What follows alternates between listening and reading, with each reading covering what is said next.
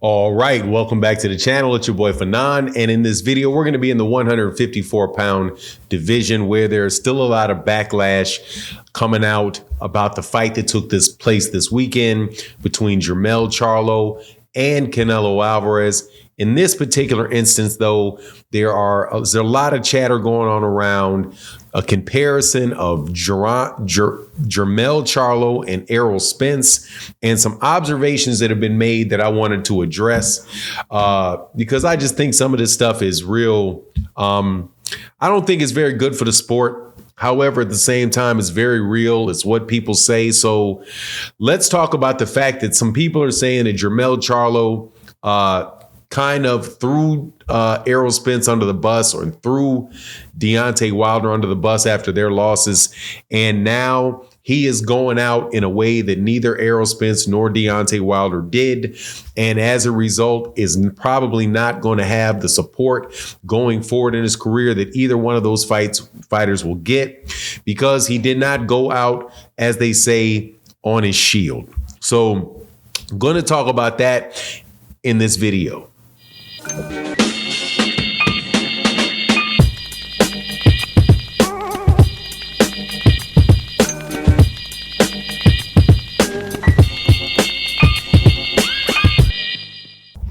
All right, welcome back to the channel. It's your boy Fanon, and in this video, we're going to be in the 154-pound division, 168-pound division, where Jermell Charlo got beaten in a lopsided fight against Canelo Alvarez. And it seems as if the biggest issue around that fight is not that Jermell Charlo lost, it's how Jermell Charlo lost.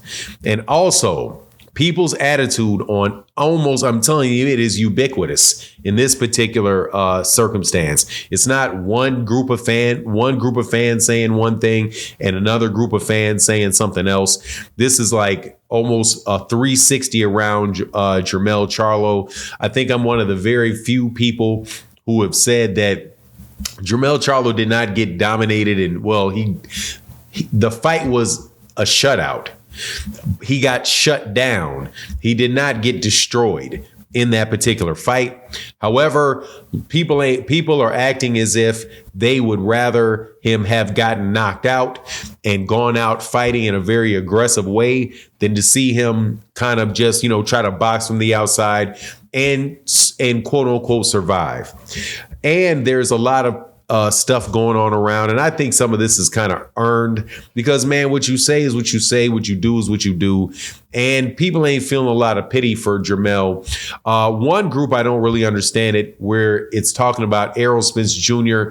and the fact that he was openly talking about fighting Terrence Crawford, and how Terrence kind of made some statements that pretty much he'll fight Terrence Crawford right after Errol Spence, once Terrence Crawford gets Errol Spence Jr. out of the way. It was a statement that he had made. Once he gets that out of the way, I'll fight Terrence Crawford. Kind of acting as if it was a preconceived notion that Terrence Crawford was going to beat Errol Spence. And then there was also a lot of talk that Jermell Charlo did around Deontay Wilder, and people had kind of felt like when Deontay Wilder was losing to Tyson Fury, or lost to Tyson Fury, that Jermell Charlo was very dismissive of his losses, very dismissive of the things going on around that particular fight. So they ain't actually running to the defense of Jermell Charlo. Now, before I get into the specifics of what I think about that, let me welcome you to the channel. Let me welcome you back to the channel. If you are new to the channel, please accept my invitation to hit the subscribe button, hit the bell icon so you can be notified of when we release more videos. And if you are a longtime subscriber and supporter of the channel, thank you so much. So look, man, first and foremost, let's talk about the boxing side of it. And I've said this before. I think that Jermell Charlo, first of all, I don't ever really like this whole thing about people trying to jump up 2 weight classes or weight classes and not fight and defend in the weight class that they have. But I understood that Jermell Charlo was going up there to have an opportunity to make probably more money than he would make in his next 4 fights, all in one night, with an opportunity to really do something that would solidify him for the Hall of Fame. So he rolled the dice. He did what he's going to do, and he went up there and he was not, and predictably, he was not successful in it. But this is not the first time that people have done that. And I do believe, just personally, this is the first time I've seen somebody get treated and dogged as much as Jermell Charlo has for doing it. And take, for example, Mikey Garcia, when Mikey Garcia moved up to fight Errol Spence. Now, the only person that I've seen and listened to, other than myself, that has said this about Canelo, comparing Errol's fight to Mikey to Canelo's fight to Jermell, is Tim Bradley, where Tim Bradley says, don't look at Jermell Charlo for the fight not being excited. Look for Canelo Alvarez. Look at Canelo Alvarez. Canelo Alvarez is fighting a guy that's moving up 2 weight classes, and he's not able to stop him, not able to in the fight, right? So he puts the onus on Canelo Alvarez. Interestingly enough, that's exactly who everybody put the responsibility on for when Mikey Garcia moved up from 135 to 147 pounds and got dominated the exact same way. Got beat every single solitary round, got punched on so much that one round was a 10-8 and there was no knockdown, right? So literally it was almost the exact same thing, but no criticism for Mikey Garcia and no praise for Errol Spence Jr. Just criticism for Jermell Charlo, and no criticism and praise for Canelo Alvarez. So that's my take on it. It's like, what do you expect when you that's what you should expect when a guy jumps 2 weight classes, right? And you also shouldn't expect somebody to jump out there and throw their chin straight at punches to make you happy as a boxing fan.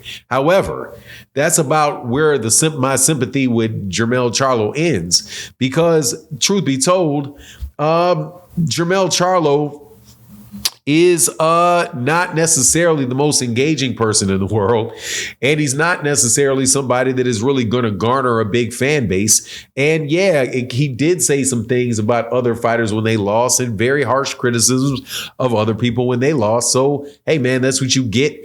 That's what you get. Also, you moved up there and you fought, and you didn't really try to go out there and try his absolute best to be as aggressive as he can be and do all of that.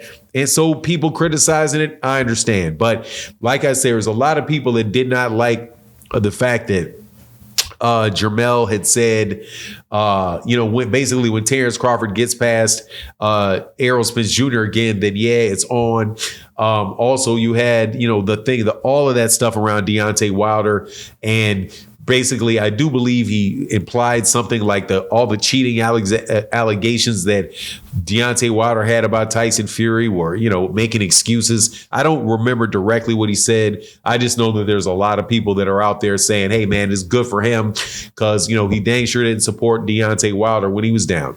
Also, there is a group of people that really do, and a lot of people that do respect people to go out on their shield and go out there and really try to go out there and try to win a fight. Deontay Wilder tried to win the fight against Tyson Fury, and Errol Spence Jr. did almost the exact opposite of Canelo Alvarez, where he was weight drained. I believe he was weight drained. Other people can call it an excuse if you want. And he went in there and he fought his heart out. He got knocked down. He got back up. He kept fighting, got knocked down again, got back up, kept it rolling. And then after it says, hey, man, yeah, congratulations to you. Hopefully we can run it back at 154. So there is a character aspect to this that I can appreciate. But anyway, that's my take on the matter. Just wanted to give you my 2 cents on that, because that's a lot of banter and stuff going on around about that.